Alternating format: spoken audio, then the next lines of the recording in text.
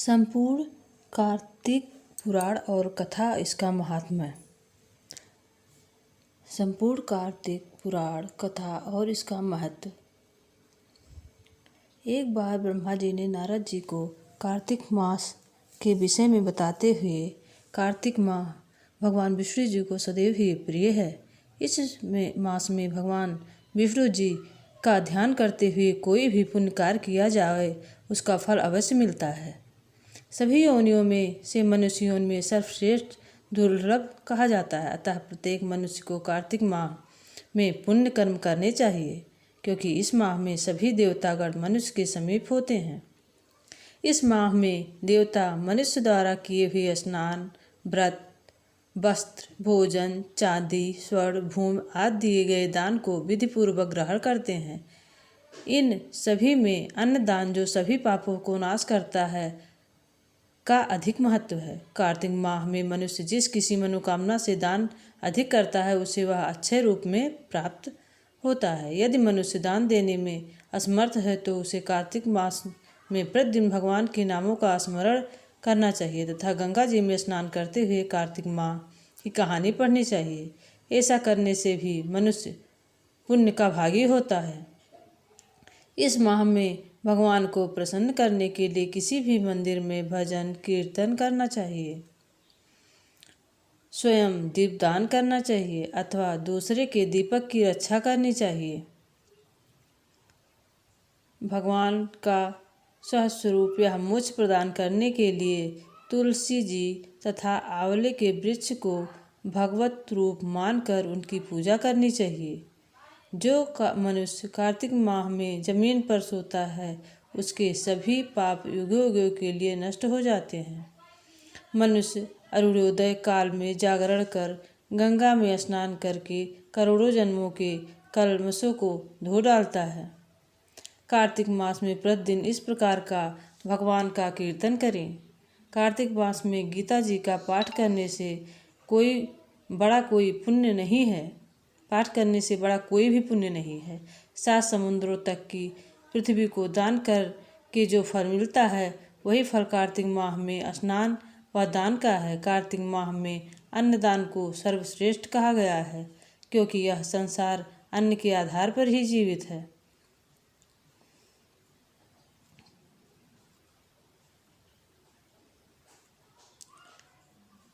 यह अन्न कार्तिक मास में दीपदान करना चाहिए, स्नान दान करना चाहिए। कार्तिक मास में दीपदान करने से स्त्रियों और पुरुषों द्वारा जन्म से लेकर अब तक की अर्जित पाप कर्म नष्ट हो जाता है। इस विषय में एक प्राचीन कथा बहुत ही महत्वपूर्ण है। प्राचीन काल में द्रविड़ देश में बुद्ध नामक एक महत निवास करता था। उसकी स्त्री बहुत दुष्टा और दुराचारी थी। उसके संग दोष से पति की आयु क्षीण होकर वह मृत्यु को प्राप्त हो गया। पति की मृत्यु के पश्चात वह स्त्री उसी घृत कार्य में लगी रही। लोग निंदा से उसे तनिक भी लज्जा नहीं आती थी। उसका ना तो कोई पुत्र था, ना ही भाई। वह सदैव भिक्षा की प्राप्त अन्न को ही ग्रहण करती थी। वह अपने हाथ में बनाए हुए शुद्ध भोजन को भी ना खाकर मांग कर लाए गए बासी भोजन को ही करती थी। वह तीर्थ यात्रा में भी सदा दूर रहती थी और ना ही कभी उसे मंदिर आदि में जाकर प्रवचन ही सुना था। एक दिन कुत्स नामक एक विद्वान ब्राह्मण भ्रमण करता हुआ वहाँ आया। उस ब्राह्मणी को निंदित कार्यों से लिप्त देखकर उसने पूछा, ओ मूर्ख स्त्री, तू मेरी यह बात ध्यान पूर्वक सुन। यह शरीर पानी के बुलबुले की भांति है। एक दिन इसका नष्ट होना निश्चित है। यदि तू अनित्य शरीर को नित्य मानती है, तो अपने मन में बैठे इस मोह का तू विचार पूर्वक त्याग कर दे। सबसे सर्वश्रेष्ठ देवता भगवान विष्णु का चिंतन कर और उन्हीं की लीला कथा को आदरपूर्वक सुन। कार्तिक माह आने पर भगवान दामोदर को प्रसन्न करने के लिए स्नान दान आदि करके दीपदान दे और भगवान विष्णु की परिक्रमा करके उन्हें प्रणाम कर। यह व्रत विधवा और सौभाग्यवती सभी स्त्रियों की करने योग्य है। इससे समस्त पापों योग उपद्रवों का नाश हो जाता है। तू मेरी बात मानकर निश्चय ही कार्तिक में दीपदान कर। इससे तू निश्चित रूप से भगवान विष्णु की कृपा प्राप्त कर लेगी। इस प्रकार कहकर वह कुश ब्राह्मण चला गया। अब उस दुराचारी ब्राह्मणी ने भी पश्चाताप करते हुए यह निर्णय किया कि वह कार्तिक मास में व्रत अवश्य करेगी। कार्तिक माह आने पर पूरे माह प्रातःकाल सूर्योदय में स्नान करके पूरे स्नान और दीपदान किया। कुछ समय पश्चात आयु समाप्त होने पर वह मृत्यु को प्राप्त हुई और सीधे स्वर्गलोक में गई। समय अनुसार वह मुक्ति को भी प्राप्त हुई। जो व्यक्ति कार्तिक माह में तत्पर होकर दीपदान के इस इतिहास का श्रवण करता है और स्वयं भी दीपदान करता है, उसे अवश्य ही मोक्ष की प्राप्ति होती है।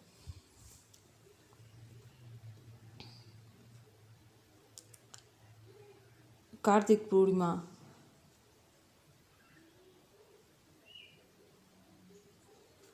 का महत्व बहुत ही अधिक है। कार्तिक पूर्णिमा में आंवले के पेड़ के नीचे खाकर भगवान विष्णु का आंवले के पेड़ के नीचे भोजन बनाकर विष्णु भगवान का भोग लगा के उसे ग्रहण किया जाए तो अमृत के समान माना जाता है।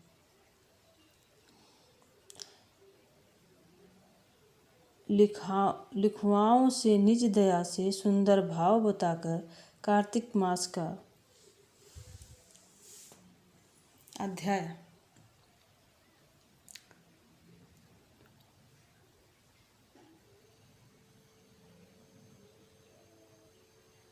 हे विष्णु भगवान, कार्तिक मास पुराण कथा और उसका महत्व।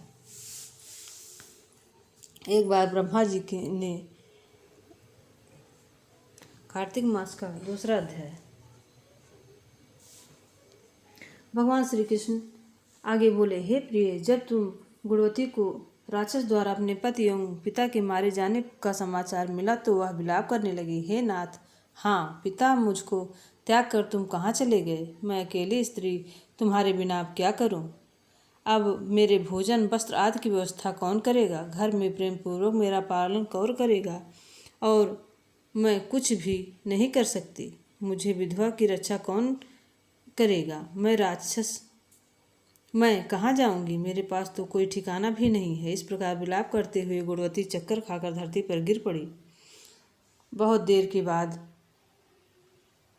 उसे होश आया और वह पहले की भांति, यह भी संपूर्ण कार्तिक पुराण की ही कथा है, पहले की भांति करुण विलाप करते हुए शोक सागर में डूब गई। कुछ समय पश्चात जब वह संभली तो उसे ध्यान आया कि पिता और पति की मृत्यु के बाद उनकी क्रिया करनी चाहिए, उसकी गति हो सके। इसलिए उसने अपने घर का सारा सामान बेच दिया और उसे प्राप्त धन अपने पिता और पति का श्राद्ध आदि कर्म किया। तत्पश्चात वह उस नगरी में रहते हुए 8 पहर भगवान विष्णु की भक्ति करने लगी। उसके मृत्युपरांत तक नियम पूर्वक सभी एकादशियों का व्रत और कार्तिक महीने में उपवास एवं व्रत किए।